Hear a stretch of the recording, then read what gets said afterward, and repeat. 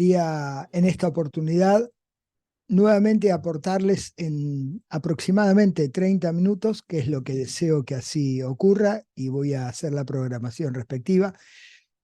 Un tema que es bastante controversial y que en no pocos lugares se sigue hablando del mismo, mencionándolo como que realmente lo que pasa desde ese momento es lo que acontece en nuestro organismo, en la musculatura trabajando.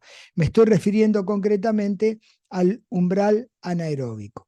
Voy a dedicarle un tiempo a esto, a los fines de intentar, y no más que eso, aclarar lo que efectivamente se ha intentado en su momento transmitir a través de este concepto y lo que en verdad el mismo expresa en la actualidad bajo denominación totalmente diferente. Dicho esto, vamos entonces a abordar a este área de la fisiología y la bioquímica que involucra el ejercicio necesariamente.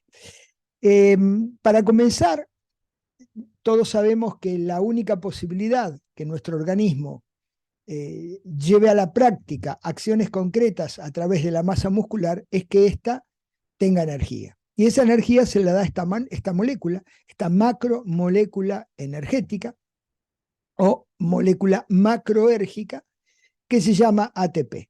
No entrar en detalles porque no vale la pena en esta comunicación que les estoy haciendo, pero sí dejar en claro un aspecto. Ella no es eterna, se usa y habrá que recargarla. Es como el combustible en nuestro vehículo. Le pongo combustible, anda. Cuando se agota el combustible, bueno, si no lo vuelvo a recargar, quedo parado ahí. En el músculo, si se agotó el combustible, entre otras cosas que podrían impedir, digamos, la continuidad del trabajo, pero en este caso en concreto, si la energía no estuviera permanentemente siendo brindada por esta molécula, se detendría el trabajo. Esta, insisto, molécula tiene la capacidad de entregar la energía, pero para hacerla permanente, para hacerlo permanentemente, debe resintetizarse. En este concepto de resíntesis cabe una aclaración. Nosotros tenemos una capacidad de gasto y una capacidad de resíntesis. ¿Qué se entiende con capacidad de gasto y capacidad de resíntesis de esa molécula? Implica decir que yo tengo una velocidad de gasto que va a depender de lo que estoy haciendo muscularmente, que es a donde nos vamos, evidentemente, a referir sustancialmente, ¿no? O sea, cuando yo camino tengo una velocidad de gasto. Y para esa velocidad de gasto que me implica caminar, tengo una velocidad de resíntesis, que si todo está normal, estará equilibrada. Gasto y resintetizo ATP. Cuando acelero mi desplazamiento y salgo de caminar a trotar, de trotar a correr, bueno, eso irá implicando necesariamente un gasto energético que se va incrementando para que el músculo pueda hacer más trabajo en la misma unidad de tiempo. Esto lo manifiesta por aumentar la velocidad de contracción y simultáneamente a esa velocidad de gasto aumentada hay una velocidad de resíntesis que se incrementa para satisfacer la necesidad.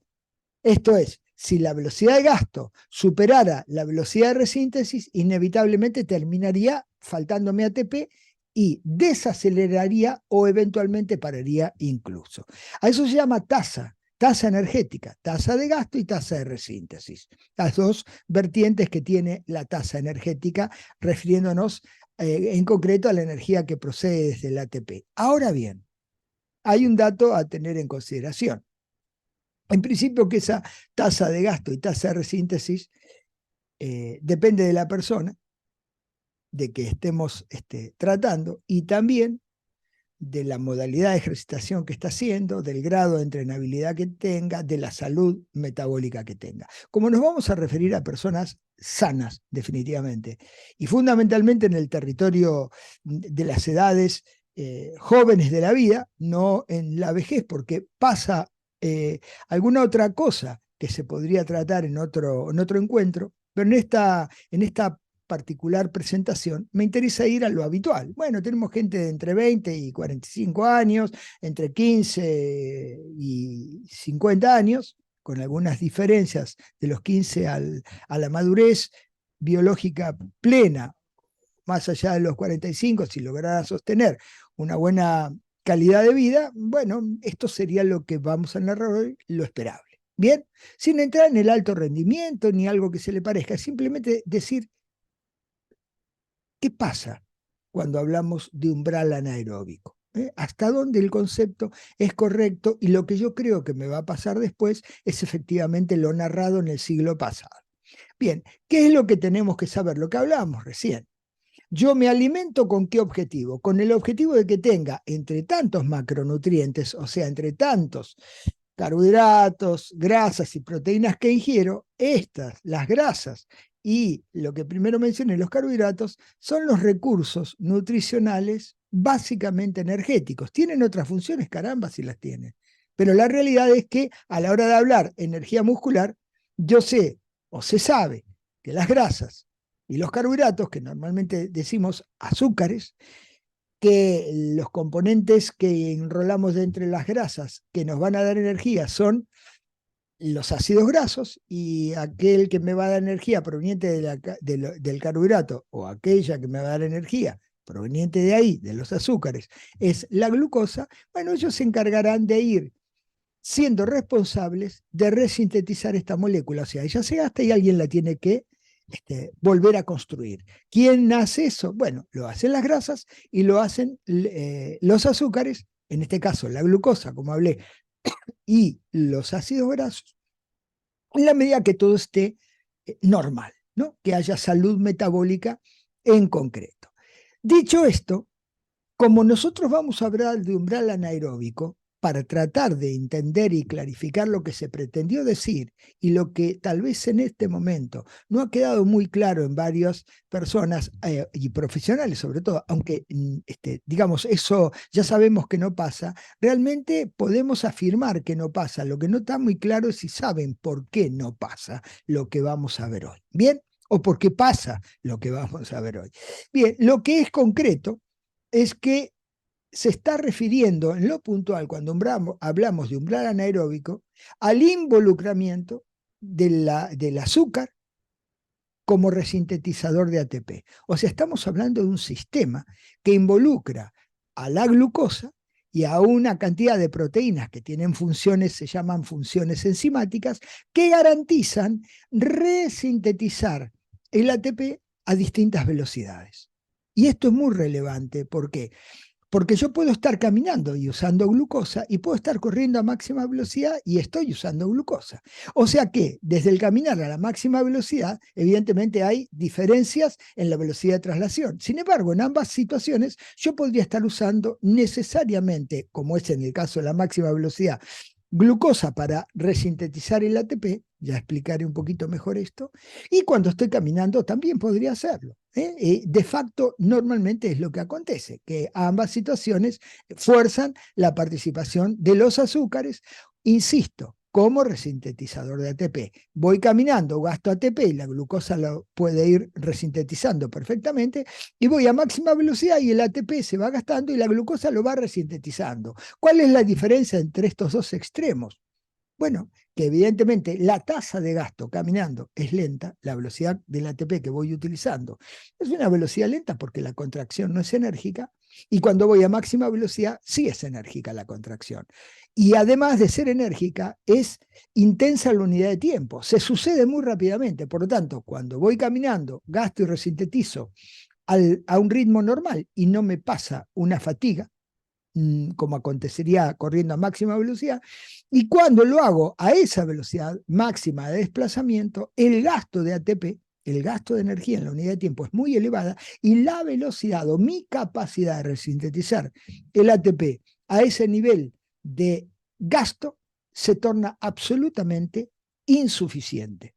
Les diría yo, hay imposibilidad de resíntesis de ATP a la velocidad que se va gastando a ese nivel de exigencia. Ahora bien, ¿cómo podemos ir aclarando todo esto? Bueno, miren, esta es una curva que acá dice lactato, pero originariamente acá decía ácido láctico. ¿Cuándo es originariamente? Cuando esto se lo empezó a estudiar hace más de 100 años. Y había la convicción de que en algún momento, bajo ciertos niveles de exigencia, se acumulaba esta sustancia, el ácido láctico. No es el tema hoy hablar de que él no se produce, por qué no se produce, hay suficientemente publicado, explicado incluso por mí en algunos lados, pero no porque yo sea la fuente de origen, pero digamos uno aprende y multiplica el mensaje de la ciencia. Bueno, en realidad dice lactato y en definitiva, si dijera ácido láctico, la curva tendría el mismo comportamiento. Se está midiendo la utilización del azúcar en ejercicio.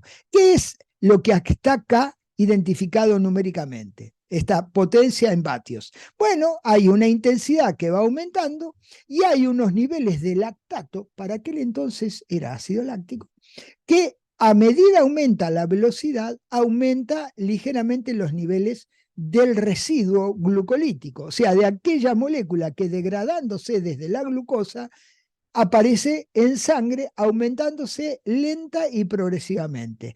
¿Cómo se sabe que va aumentando lenta y progresivamente? Porque lo voy midiendo. Periódicamente voy midiendo, a ver, ¿a cuánto estaba en 150? ¿En cuánto está a 225? ¿En cuánto está a 275 vatios? O sea, la potencia que está generando la persona, por ejemplo, en una bicicleta. Y van observando que ese valor va aumentando. Sin embargo, ese valor que va aumentando y que me está informando cuánta glucosa se está degradando, ¿por qué? Y bueno, porque estoy midiendo su producto final.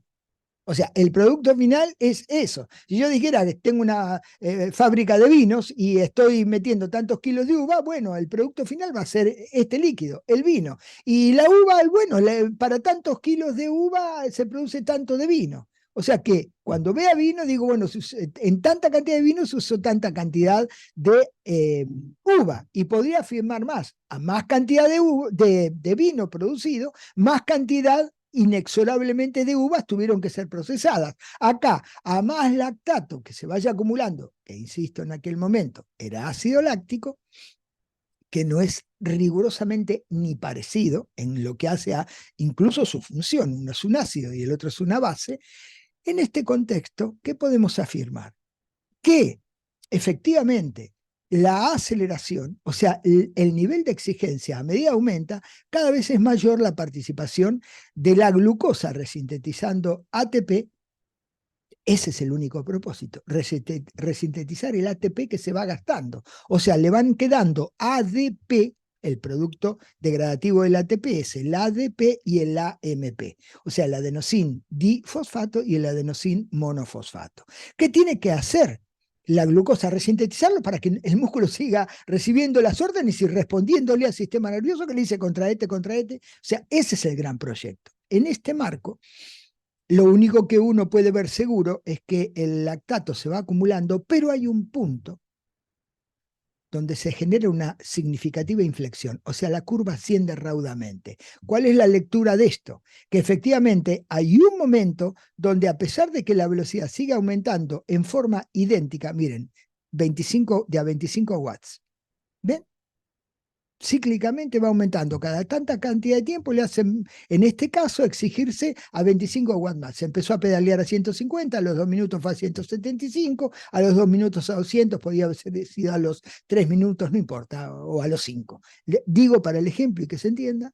Sin embargo, en un momento determinado, no soportó más la persona llevar el mismo ritmo de resíntesis. Tuvo que aumentarlo. ¿Y por qué podemos afirmar que tuvo que aumentarlo? Porque hay una cantidad de lactato mucho más elevada a partir de un determinado momento que el que había antes. Antes venía aumentando lenta y progresivamente y ahora aumentó, se dice, exponencialmente. O sea que a pesar de que la velocidad aumentó en la misma magnitud, la cantidad de residuo glucolítico es tremendamente mayor que antes, pero la velocidad fue aumentando exactamente igual. ¿Qué pasó en este momento?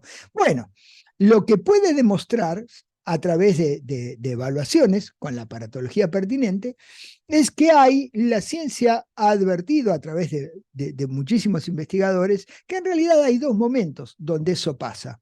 Un momento donde, que se lo ha llamado umbral aeróbico, que los valores se lo han identificado a ese umbral cuando duplican lo que había en la situación de reposo en ese momento. Es decir, si el hombre tenía, o la mujer, o quien fuere, es evaluado y tenía 1 milimol de lactato, bueno, cuando le aparezcan 2 milimoles de lactato estaría representando, insisto, para ese momento, el ácido láctico, porque está vinculado al umbral anaerobio, de ahí el intento de aclaración.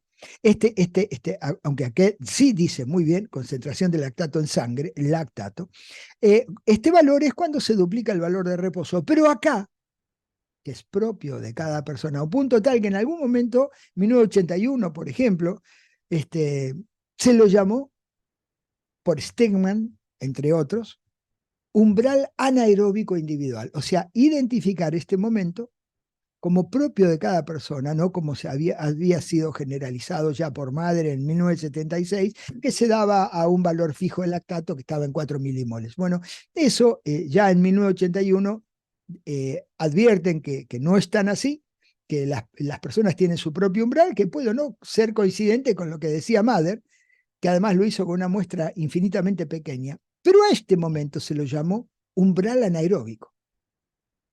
Curiosamente, la anaerobiosis la vincula con el lactato. Es curioso ¿por qué? Porque siempre la anaerobiosis estuvo vinculada históricamente por una posibilidad de lectura de lo que acontecía de acuerdo a lo que se tenía. O sea, no se podía ir demasiado al fondo de la historia.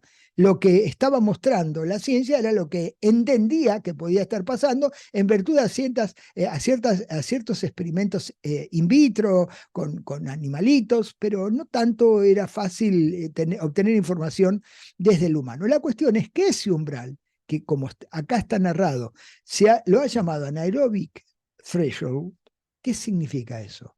Que este momento umbral anaeróbico para aquel estado del conocimiento era un momento donde ya el recurso aeróbico no podía satisfacer la demanda. Esto es, la vía aeróbica, donde estaba comprometida la mitocondria, necesariamente, no podía soportar el ritmo de gasto de ATP. Entonces, ¿qué hacía? Comprometía a la vía anaeróbica reconocida como glucolítica, o sea, si había glucólisis aumentando su residuo degradativo ácido láctico para aquel momento, evidentemente se había entrado en una anaerobiosis. ¿Por qué? Porque había un vínculo estrecho entre lo anaeróbico y el ácido láctico. Por lo tanto, si el ácido láctico aumentaba, la cuestión era anaeróbica, faltaba oxígeno. Eso que duró durante muchísimos años en nuestro territorio del conocimiento, en las áreas de las ciencias del ejercicio, y aún todavía muchos siguen, digamos, con ese error incorporado desde hace ya décadas, ha hecho que este concepto de umbral anaeróbico sostenga que cuando se empieza a acumular el producto degradativo de la glucosa a alta tasa, como es acá, que hay una inflexión que muestra que sube significativa y abruptamente la cantidad, decían, de ácido láctico que se va acumulando, el lactato pasa exactamente igual, se acumula en ese momento. O sea, no es el ácido láctico, es lactato, es el mismo producto pero con otro nombre, lo que va acumulándose. Porque la glucosa no da ácido láctico, sino que da lactato. Bueno, definitivamente, si el lactato aumenta en cantidad, evidentemente la glucólisis está totalmente acelerada. Y esto es bueno saberlo. ¿Por qué? Porque fíjense ustedes que autores recientes y conocidos siguen poniéndole el concepto de umbral anaeróbico. Sin embargo, identifican que después del umbral hay toda una zona muy importante de consumo que conduce a esta línea punteada negrita, que es la zona de consumo máximo de oxígeno. Entonces decimos como, ¿qué pasa entre este territorio y este territorio que es absolutamente aeróbico? ¿Cómo que es anaeróbico? Está corriendo al 80% del VO2 máximo y está en anaerobiosis.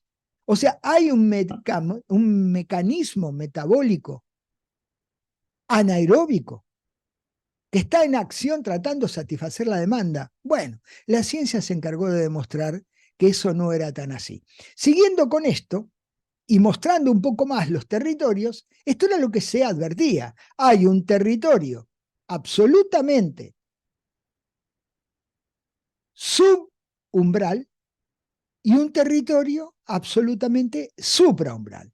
Al territorio supraumbral se lo definió por el umbral anaeróbico y al territorio subumbral por el mismo umbral. Todo lo que estaba debajo de este momento de exigencia que disparaba la acumulación de ácido láctico o de lactato era un territorio de alto componente de anaerobiosis. Bueno, eso fue demostrado que efectivamente hubo un error terrible. Lo que sí se pudo afirmar es que antes de este momento umbral, la glucólisis era lenta. O sea, ¿qué implicaba decir glucólisis lenta? Que al ritmo que la glucosa se va degradando, satisface perfectamente la resíntesis de ATP. Gasto ATP a un ritmo soportable para mi metabolismo glucolítico. Es decir, se gastan 10, resintetizo 10, se gastan 20, resintetizo 20. Pero, ¿qué detecta la ciencia? Que acá, cuando se empieza a acumular producto terminal glucolítico, ácido láctico siglo pasado, lactato siglo presente, ¿qué se detecta? Que la glucólisis se aceleró. Efectivamente hay una aceleración glucolítica. Esto es, se aceleró el gasto porque la velocidad es muy elevada y la glucólisis tiene sistemas enzimáticos de aceleración de las reacciones que favorecen hasta un punto la resíntesis del ATP que se va gastando. Es decir, garantiza poder correr más rápido, pero no mucho tiempo más. En algún momento pararé. ¿Por qué? ¿Porque se me va acumulando ácido láctico? No. Porque se me van acumulando átomos de hidrógeno y fosfatos que tienen la capacidad enorme de generar un ambiente que altera el metabolismo energético, limitándolo, incluso frenándolo total y absolutamente. También al estímulo nervioso, también a las reacciones que garantizan la llegada o la salida, en realidad la salida o la llegada del calcio desde el retículo sarcoplásmico y otro montón de reacciones que no vale la pena acá detener, pero sí que está totalmente investigado, que acá el problema no es que falta oxígeno. ¿Y entonces qué falta? Bueno, podrían estar faltando sustancias buffer, o sea, sustancias que van y tamponan, controlan, neutralizan los iones de hidrógeno, de suerte tal que ellos que tienen potencia ácida estén controladas. Bueno, es como cuando tenemos acidez estomacal. Si tomamos un antiácido, a lo mejor podemos calmar esa acidez, esa gastritis que me produjo algún inconveniente local o sistémico, no importa, pero que se me produjo ahí en el estómago. Ahora, podría estar tomando eso y sin embargo la acidez no cesar o incluso hasta aumentar. Bueno, en el ejercicio es esto, o disminuyo la velocidad de gasto o seguirán acumulándose iones de hidrógeno y fosfatos. ¿Y esto qué problema tiene? Que si yo no estoy debidamente preparado, esto va a acontecer muy rápidamente. ¿Y qué sería estar muy bien preparado? Bueno, por ejemplo, que mi cuerpo tuviera más mecanismos de defensa frente a la acidez, pudiera generar sustancias que bufferizan, tamponan, neutralizan esos hidrógenos, se logra con el entrenamiento, perfectamente. Pero también, y muy importantemente, es aumentar la cantidad de mitocondrias que a este nivel de exigencia se comprometen y podrían ser insuficientes. Si yo tuviera más mitocondrias, podría evitar que los hidrógenos me quedaran libres. ¿Por qué? Porque cuanto más mitocondrias hay, más destinos tienen esos hidrógenos ahí adentro, que son el destino primario, no el absoluto, pero sí el primario. Si se me meten ahí adentro, me resintetizan en ATP, la energía que ellos tienen cargada cada uno. Ahora, si yo tengo un exceso de hidrógenos y me faltan mitocondrias, voy a querer que en realidad me falta oxígeno. No, no, no, no. El oxígeno está todo. Lo que no puedo hacer es lograr que esos hidrógenos que están siendo capturados y quieren ser involucrados con la mitocondria para que resinteticen ATP, descubren que los caminos para llegar a la mitocondria están todos saturados. Me faltarían más mitocondrias para poder colocar hidrógenos ahí adentro y resintetizar ATP. También hay evidencia que si yo tuviera mayor red capilar, no solamente aprovecharía mi músculo el hecho de poder tener más mitocondrias para incluir los hidrógenos que se me van formando por las reacciones químicas. Si yo incrementara la red capilar, que también se logra por entrenamiento, estaría llegándome más sangre con más oxígeno en la unidad de tiempo ahí al músculo. ¿Y eso por qué es importante? ¿El oxígeno da energía? No, el oxígeno garantiza que la energía continúe generándose hasta un punto. ¿Por qué digo que continúe y hasta un punto? Bueno, porque el oxígeno tiene como misión primaria capturar hidrógenos y formar agua. Ahí se acabó la potencia ácida del hidrógeno suelto, o del ion hidrógeno o hidrogenión suelto, porque el oxígeno como se lo llama aceptor final de iones de hidrógeno, o sea, es el que lo va a capturar finalmente y va a dejar que quede libre ahí haciendo alguna cosa que evidentemente atenta contra el rendimiento de cualquier nivel de exigencia. Entonces, si yo lograra aumentar la red capilar, si yo lograra aumentar la red mitocondrial, o sea, si yo aumentara la cantidad de mitocondrias, si yo aumentara la cantidad de capilares, y si aumentara otras cuestiones que necesito ahí adentro, como los NAD, que son transportadores de hidrógeno, esto podría permitirme continuar un poco más la actividad, o sensiblemente más la actividad en intensidad y en duración. Pero también hay que comprender por qué se forma lactato. Porque uno de los destinos de los hidrógenos libres, además de llevarlos en la mitocondria, es dárselo al piruvato, la anteúltima molécula que se degrada desde la glucosa, y si el hidrógeno se lo da al piruvato, el piruvato forma lactato. Y el lactato es bueno que se forme, es fantástico. Primero porque es una base, y después porque tiene transportadores. Hay proteínas que lo pueden sacar, y hay proteínas que lo pueden incorporar para que finalmente termine dentro de la mitocondria dando energía. O sea, es fantástico que esto pase. ¿Cuál es el gran objetivo? Sacar hidrógenos. Bueno, se lo di al piruvato, el hidrógeno me formó lactato, y el lactato se irá. Cuando pueda, pero se irá. Y también tengo la opción de incorporar el hidrógeno dentro de la mitocondria. ¿Y cuál es el beneficio? Bueno, el beneficio es justamente descongestionar el ambiente de hidrógenos para que las reacciones químicas sigan. Y acá está la explicación. Hay una glucólisis lenta donde los hidrógenos que van apareciendo tienen destino final a través de este que es el transportador. Lo va a meter adentro de la mitocondria y también, o sea, lo va a incorporar, lo va a transportar por un sistema definido claramente que existe porque el NAD no puede atravesar la membrana, las dos membranas mitocondriales, pero este hidrógeno tiene que llegar acá adentro y de facto va a llegar, porque va a ser utilizado en lo que se llama la cadena transportadora de electrones. Pero también se lo puede dar, no, de hecho se lo va a dar al piruvato y terminará formando lactato. El problema es que cuando la glucólisis es rápida, fíjense ustedes que yo he diseñado estrictamente este formato así para que se vea, hay una enorme cantidad de hidrógenos libres. A pesar de formarse lactato y a pesar de que el NAD pueda entrar aquí, muchos hidrógenos quedan libres. Y estos hidrógenos libres van a terminar inhibiendo la contracción muscular. ¿Cómo se podría solucionar esto? Es que acá no es un problema de oxígeno, vuelvo. Por lo tanto, no es un tema anaeróbico.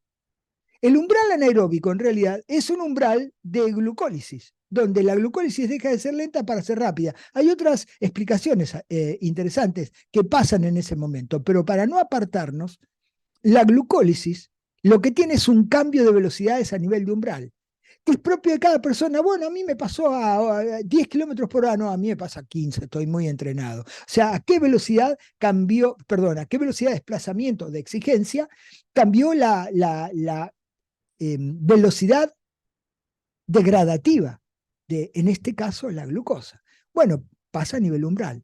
¿Pasa por falta de oxígeno? ¿Por eso es anaeróbico? No, se creía que era eso. Hoy lo que se sabe es que en realidad yo puedo alterar ese momento muy significativamente incrementando mitocondrias y red capilar y NAD y lo que hemos estado hablando. Pero no es falta de oxígeno, para nada. Es falta de los componentes que son capaces de resintetizar ATP fuertemente a ese nivel de exigencia.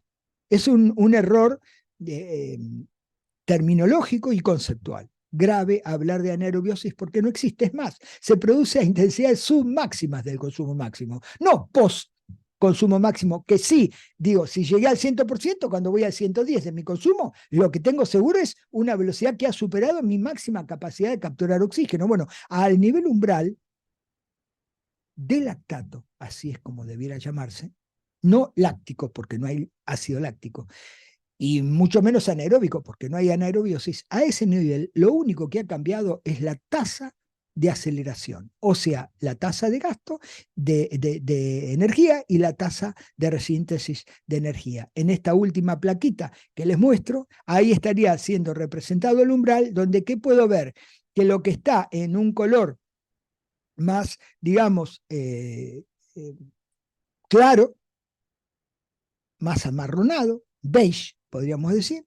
Hay mucha molécula de grasa haciendo beta-oxidación y pocas de glucosa. Es simplemente para decir que este territorio es muy participativo, si las condiciones estuvieran dadas, de las grasas. Pero muy pobremente las grasas podrán dar, este es el umbral de lactato, sin embargo la glucólisis es altamente participativa. Bueno, habiendo cumplido con el tiempo como pretendí, deseo muy fervientemente que esto haya podido ayudar un poco a aclarar el concepto de umbral, conocer sus orígenes en parte, media hora solamente como para poder de alguna manera al menos despertar la inquietud en llamar a las cosas por su nombre de acuerdo a lo que efectivamente pase. Así que ojalá lo disfruten. Muchas gracias.